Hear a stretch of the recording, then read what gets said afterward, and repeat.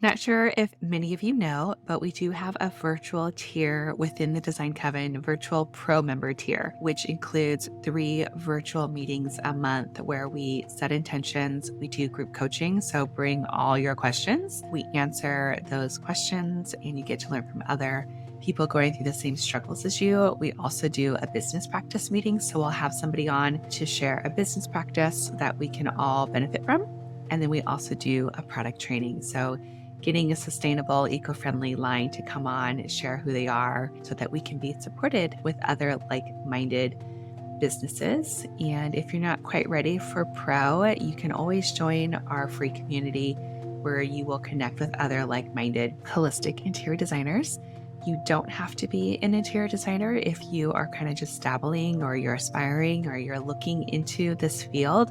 We invite everybody from all journeys, and you don't, again, have to be a designer. You don't have to have a degree. We're just a beautiful community of like-minded people looking to create healing spaces, not just for ourselves, but for our clients and future clients. Come join us at designcoven.com/join. Hey there, welcome back to the Holistic Interior Design Business Podcast. We have artist Kelsey Brookes as our special guest today. Super stoked about this. Kelsey Brookes is a former scientist who uses his background in biological and empirical mythology to create a new genre of art. His practice takes ideas and forms found in logic and natural systems, molecular and atomic structure, number sequences, etc., and creates art that blurs the boundaries between science and art. The methodology becomes the instrument used to create lively and colorful work that is both meticulously crafted and conceptually rigorous. His detailed paintings and sculptures find a balance between the normally opposing philosophies of subjectivity and objectivity, as well as concept and aesthetic. Diving into the discoveries of the physicists, mathematicians, and chemists as only a scientist can, then reducing and express that knowledge to the non-scientific world in the form of image and color as only an artist can. Brookes has had solo expositions in La Jolla, Los Angeles, New York, Detroit, London, and Berlin. His work was featured as the cover art for the Red Hot Chili Peppers in 2012, I'm With You record, and the Flaming Lips 2013 Stone Roses LP. Kelsey Brookes' Psychedelic Space is his first monograph of the artist artwork and examines 3 years of work and 4 solo exhibitions. His work belongs in esteemed private collections, as well as the public permanent collections of the Museum of Contemporary Art, San Diego, the Crystal Bridges Museum of American Art, and the Frederick R. Wiseman Foundation. I'm so excited to bring you all a behind the scenes talk with Kelsey.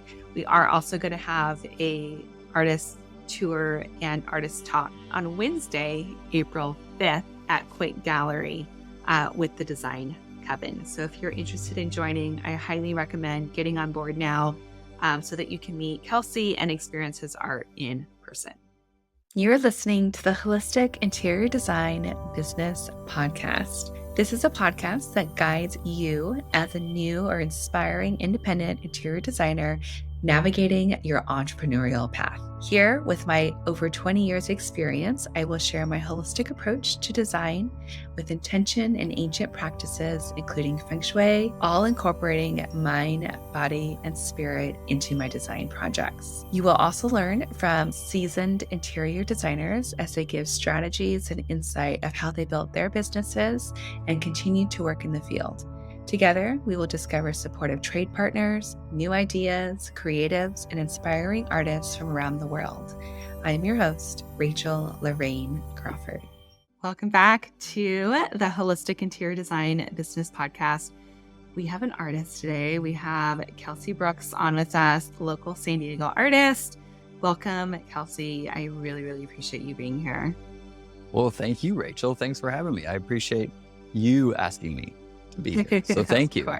Yeah, so this is kind of impromptu to our event that's happening on April 5th at Quint Gallery, where we actually get to experience art in person. We get to connect with you. But I really wanted to introduce you to not just those designers that are going to be there in person, but also to all designers in the design community, because they also have access to your work, right? On a global level. Yeah, exactly. Yeah, sweet. Okay. And like I said, I just love connecting with real artists, real people, especially if they're local, getting them into our clients' homes. It just has so much more meaning versus getting something that's printed on a mass scale that really doesn't have any real energetic connection to where we are. So before we start, I'm going to go ahead and light a candle, setting the intention of connection, creativity, and just invoking that beautiful element of fire, because it can do so much. It can destroy and it can create, and sometimes it can be out of control and all those things. So bringing in fire, and then we're going to pull a crystal card. So I have the Radiant Crystal deck from Bouchette Design, and we're going to pull a card and just see what we get here, what crystal comes. Morganite. Love, angelic, and joy. And this is the heart chakra. So we're connecting with the heart today, which is really, really cool. I don't think I've pulled a heart chakra card in quite a while. And so this is all about connection with love, divine love, sweet energy, peace, joy, gentle. This is a very soft card and a very nurturing card. A lot of times I'll get like heavy, like grounding, like even richer tones, and this is really surprising me. But yeah, I love it. I love it too. That's so cute. It is. It's like the softest card I've ever pulled. This is so funny. Yeah, so maybe there's some nurturing and some softness that we'll uncover in our conversation. I always start by asking, what's home? What's home for you at the moment? What does that look like? Well, yeah, I live in San Diego. I live in North Park. And yeah, I live in a small little house with my family. I have a wife and 2 young daughters that go to an elementary school that's like a block away from here. So we walk them in the morning, pick them up in the afternoon. And yeah, it's on this little canyon. So there's a little bit of nature that comes in, wanted or unwanted, it comes in. And yeah, it's great. Honestly, like I moved to San Diego and I was working at a biotech company, and I was surfing every day, and it was a very ocean-centered life. And I met this woman who later became my wife, and she was interested in North Park and going to see bands and shows, and like living, it was cheap at that time to live. And so yeah, I ended up here and I haven't left, and it's great. It's fantastic. Yeah. I mean, you're in one of those neighborhoods that's just hip and cool right now, but I remember it back in the day when it was just like, where are we? Yeah, What's totally happening? Yeah, it was really exciting. It's funny because I have become the old guy who's like, oh, it was so much better than when that bar wasn't that. When it was like 5 generations before that, it was really cool. But it's great the way it is now. I mean, it's just changing, Yeah, for sure. Absolutely. So I always love kind of diving into, you spoke about the biotech world. Can you kind of give us a little bit of some origin story about where this art came from? Was this always inherently within you? Did something wake up? Like, how did all of this come to be? Because when I see your work, I'm just like, I'm mesmerized by just the detail that goes into it. I think you can get lost, and there's like all these little portals and all these little worlds that you're creating within the piece. But yeah, I mean, your mind must just be working in all these different directions, and I'm just so curious on how all of this came to be.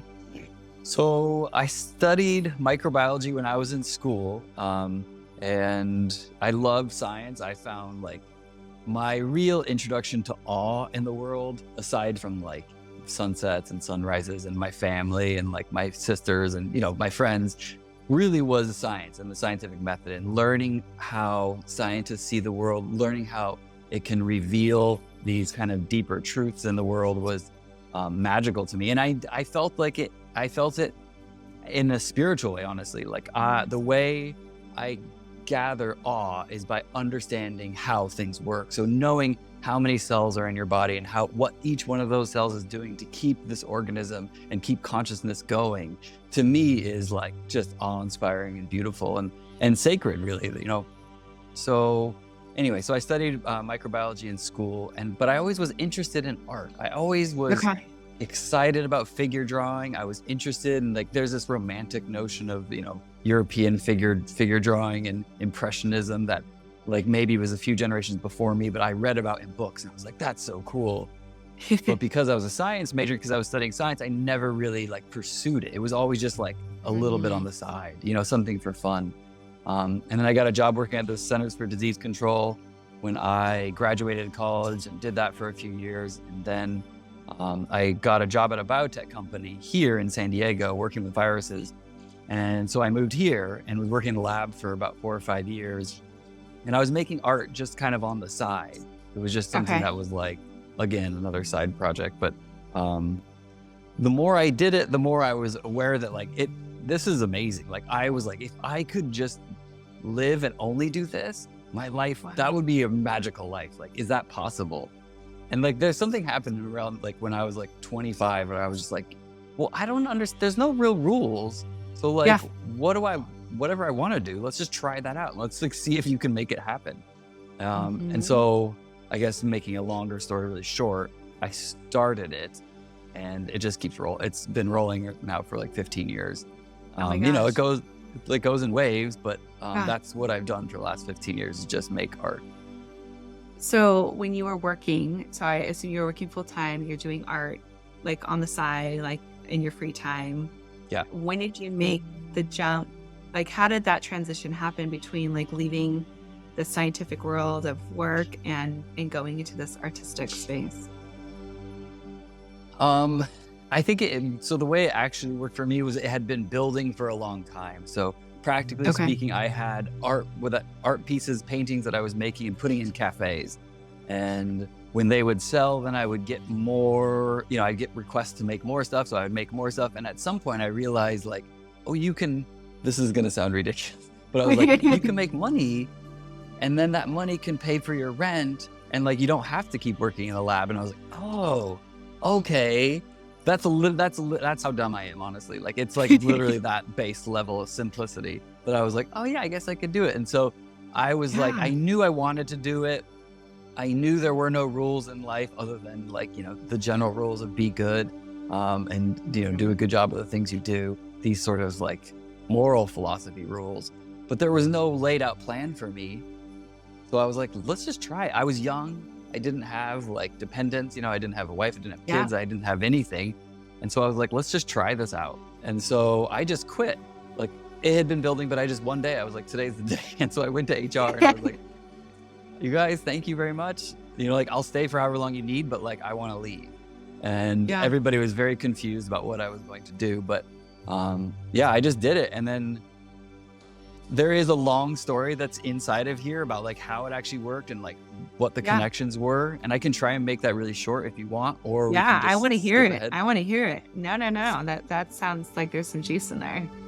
Yeah. So I decided, you know, because I had these coffee shops that were selling my work, and I was like, okay, that's good. That can cover the bases, you know, like I needed like $1,000 a month to live, right? So I was like, that can cover the base.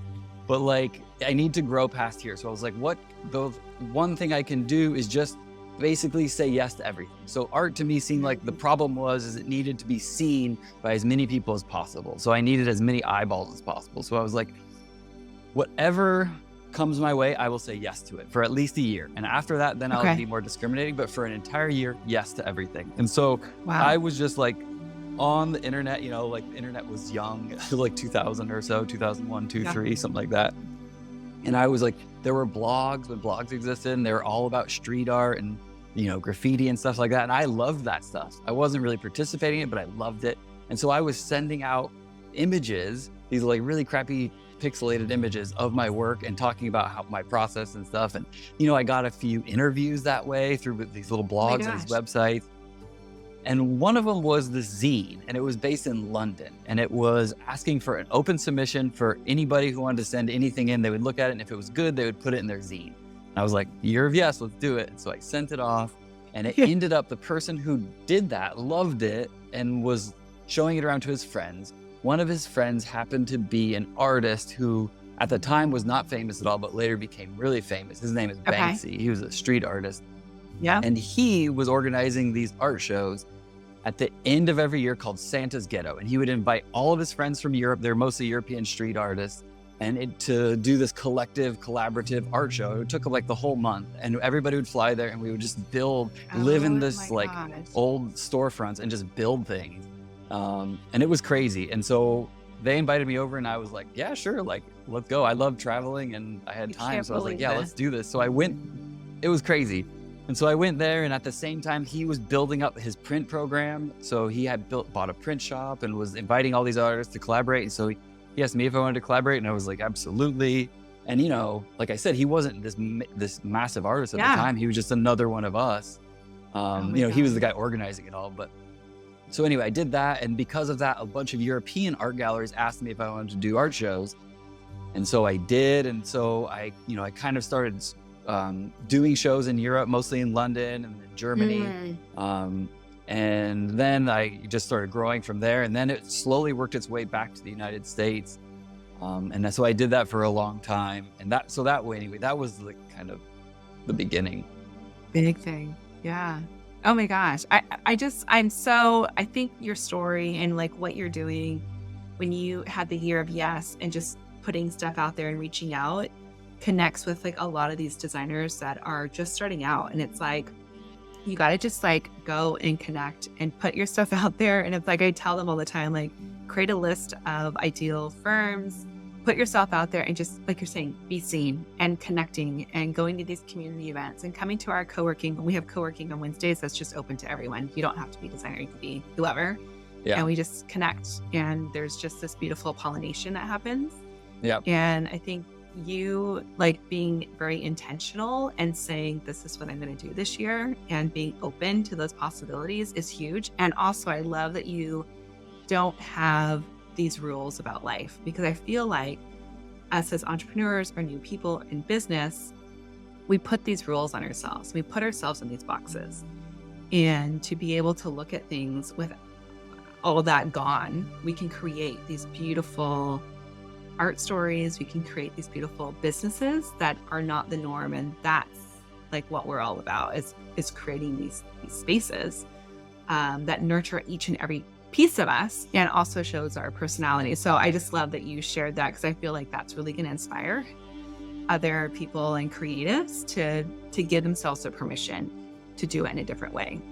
I love it. Yeah, that's great. Yeah.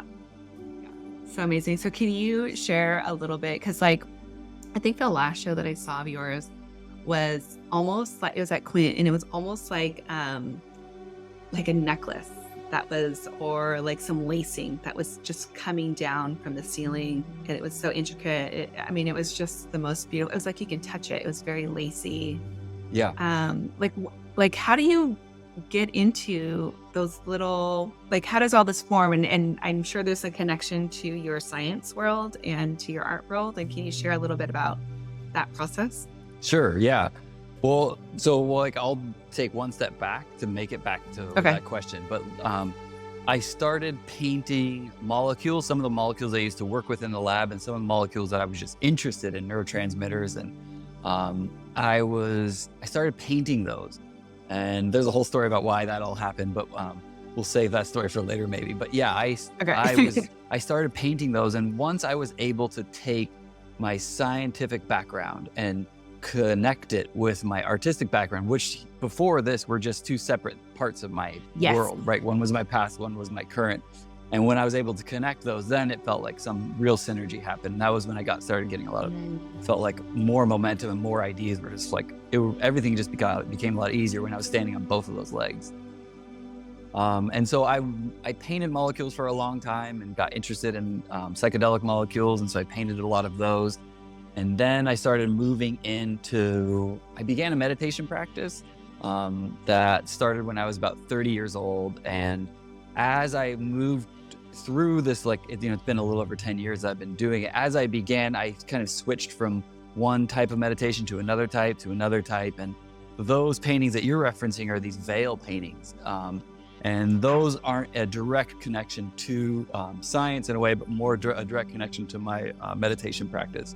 And I was interested in this insight meditation practice, and it was asking you during your meditation to look for the one who is looking. Look for yourself and see where you can find it. And the really interesting thing for me was like I looked and I saw nothing. There was nothing. There was no homunculus. There was no center that I could label as me. It was more diffuse, and it was more spread out, and it was more collective. Wow. And I thought like that was really interesting. And so the idea with those veils was like the veil was something that was me, the self, the ego, that was held up in front of me this whole time. And as that began to fade away, I was just imagining, these veils being kind of ripped and torn and falling apart, not in a negative way, but to reveal what is always there, and that is our consciousness, or our awareness. And so that's where that painting series came out of, that you saw. Yeah, I mean, just so, like you were just talking about them, they're so, like, I can touch them. It, like, the veil concept is so intriguing to me. I actually named my interior design business, it's called Tiger Veil, because of that veil that we kind of go in and out of and can, consciously and subconsciously touch and feel in their spaces. So you just talking about that really connected with me. And then also the fact that I saw that work, and that was the one that really stood out. But I want to talk to you about like why you started painting the molecules and all the things in that space. Oh, so very interesting. So I was doing a bunch of shows when I was in Europe, and the stuff that I was painting that was getting attention, was these kind of animals and human hybridization, like chimeras, these figures that were half human, half animal, and like what was, they're interacting with each other. And it was figurative art, I guess is what I'm trying to say. And the figurative art was fun for me, but I found it slowly became a bit more arduous. So trying to render a face just the right way would sometimes take me 3 weeks. And I was it used to feel fun, and then I just got tired of it. And I was like, well, I don't know there's no rules for us, right? Like, so I didn't know what to do.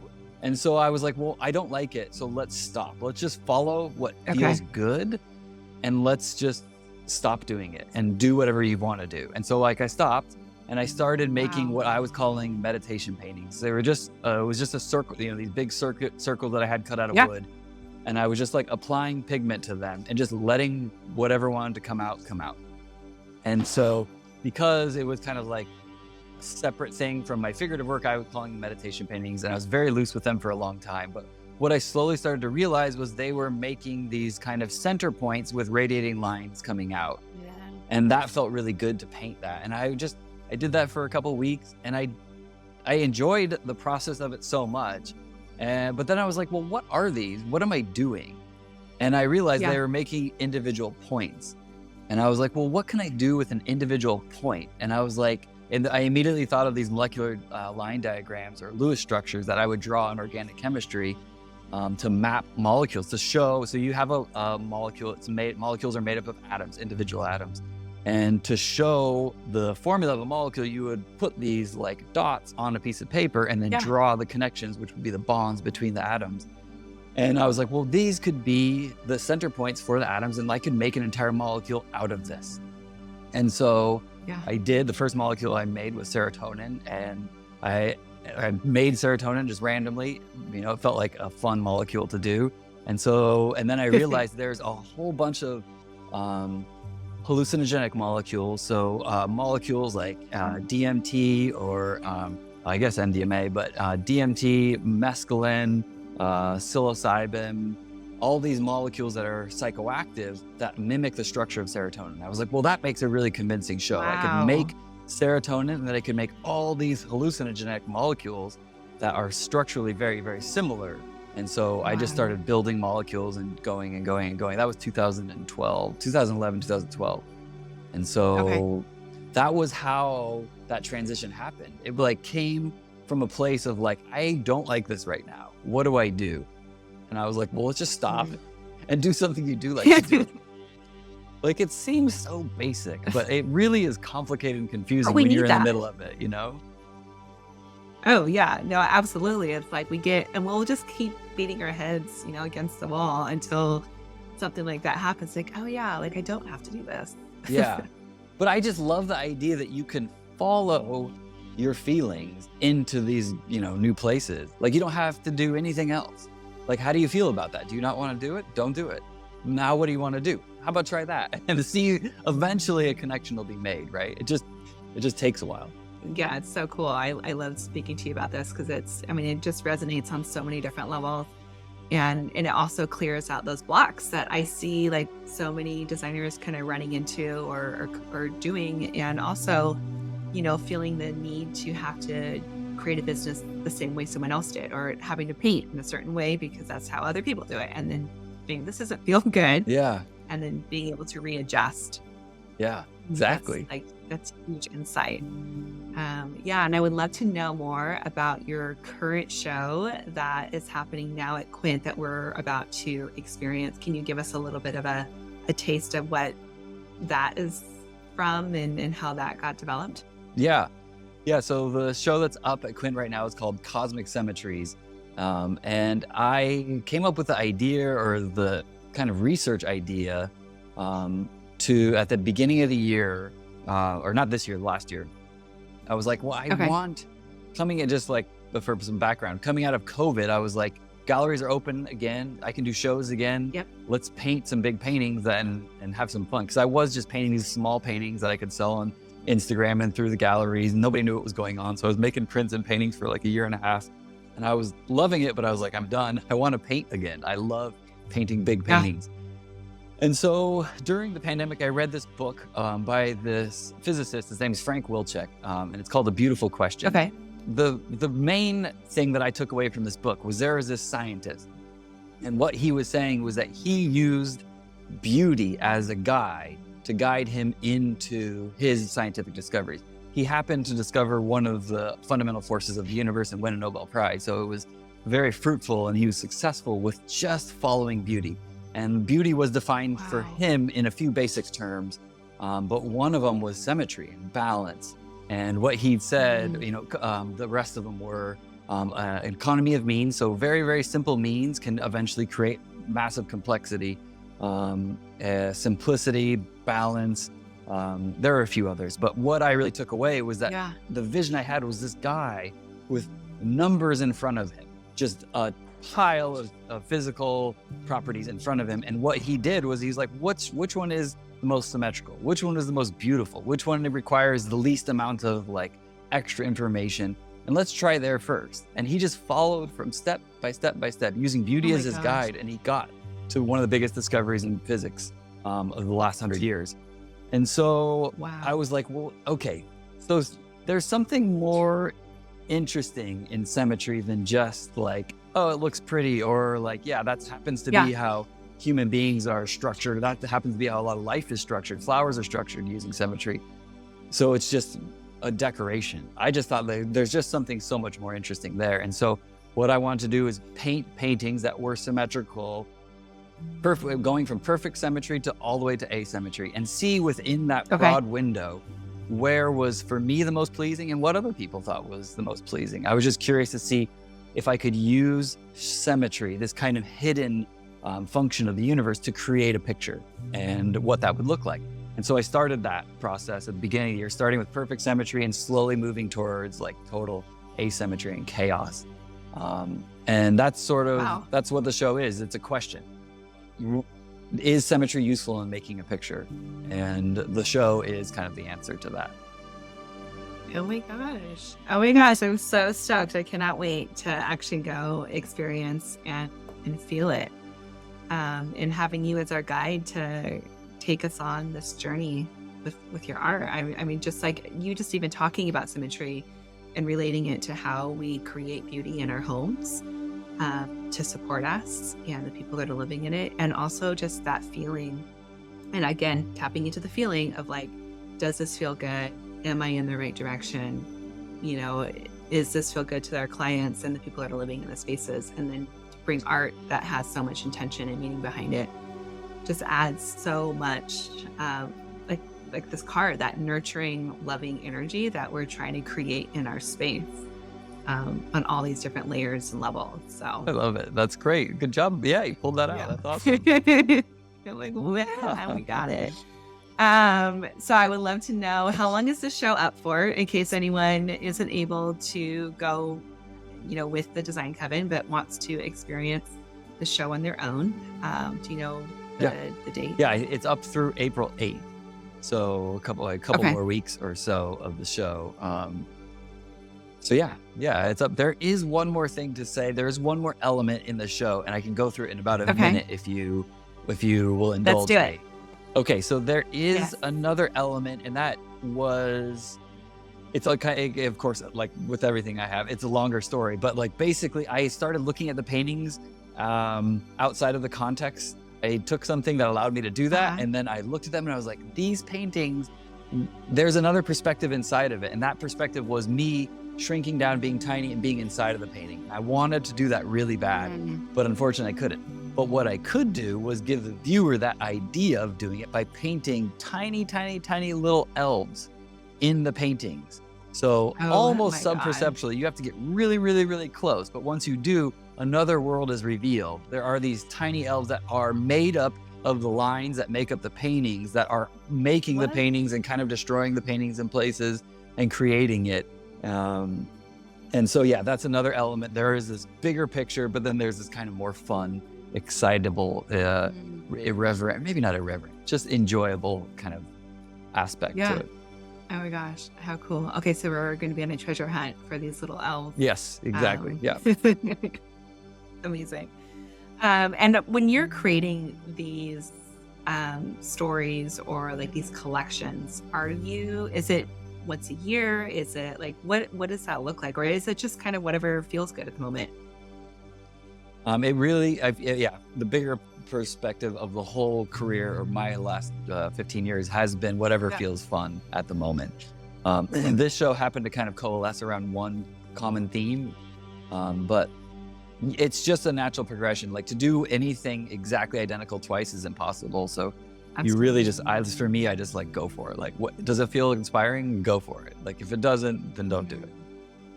Because the process for me making a painting can be multiple, like 3 months, and so unless I'm psyched to do it, like there's no point. What's the point? Yeah, absolutely. Oh my gosh, you've got just all these golden nuggets that you've just sprinkled throughout this entire little episode that I'm just so excited about, and I can't wait to talk to you more in depth, because I know there's going to be more, and we can even do a whole nother episode, I'm sure, of all these other aspects that you bring to the table with your art and your life and how you live, because I think that's so inspiring. How can people find you to learn more and experience all that you have to offer? Well, first of all, thank you, Rachel. That was really nice. That made me feel good. So thank you for saying that. Of course. But so I'm on Instagram, it's just at Kelsey Brookes. Brookes is spelled Brookes. So there's a secret E hiding in there. Kelsey's just spelled normal. And my website's just kelseybrooks.com. So yeah, those are the main outlets. The show is at Quint Gallery, and you can find my page there on Quint Gallery by going to Quint Gallery, just looking up under the artists. And we'll have all those links in the show notes so people can readily find you. And I always ask, is there something that you're doing right now that is keeping you staying grounded, mindful? I know you have your beautiful meditation practice, but is there anything else that you're doing that you can share with us? I always like to know, like, what are you doing? Because everyone, I feel like, has their own take on being grounded and practices that we're doing. Yeah. Oh, man. I could make you a list of like the 100 things that I do to try and stay sane. But mostly it involves family, like number one, right? And I have this meditation practice that I do on a daily basis, and that is really important and one of the best things. I don't know if I told you, but the reason I started the meditation practice was because I was dealing with some anxiety and panic attacks when I about 15 years ago or so, and that was what began it. And it started in what was like the worst, most terrifying place in my life. And what grew from that was the most beautiful understanding, the most important understanding I have outside of my children and my family. It's the most fruitful and beautiful thing that I ever did. But outside of that stuff, surfing. as much as possible, skateboarding as much as Yeah. possible, rock climbing as much as possible, running, exercising, eating well, all that. Nice. I love it. And I love that you mentioned family. I have 2 boys as well. So like just being that person and with our partners and being able to raise like these future people. And it's just, that in itself is a whole nother story, but so incredible. I love how connected you are with them and being able to show them a world too, where anything's possible and that they get to make up their own rules and live their life the way that they envision it without these rules. I just think everything that you're doing, like I said, the perspective that you're bringing, I think is really going to help people get out of their heads. Oh boy, I hope so. Yeah. Hope so. That was very cool. Well, thank you so much. We are definitely going to have some fun on the 5th, connecting with you, experiencing art. And I just really appreciate your time. I know that you're busy and you've got lots of things going on. But so thank you for taking that time to be with us. Absolutely. I'm here for it. All of it. Thank you, Rachel. Thank you for. You've been listening to the Holistic Interior Design Business Podcast. If it's one that you have been enjoying, please share with anyone else that you think can benefit from this knowledge and leave us a 5-star review that helps us get seen and found by other new and aspiring interior designers. And if you're looking for mentorship, I invite you to join our club here at the Design Coven. It's a bridge between school and real life interior design. We get in much deeper there. We have virtual and in-person events. So everyone is welcome. You don't need to have a design degree to be part of it, just an interest in holistic interior design. I also want to thank our editor, Marcy Ferry, Blake Ferris, for all of her special help with the podcast, our social media posts, newsletter, and lastly, Kinseth Thibodeau, who is our music composer. Until next time, be well, and we will see each other soon.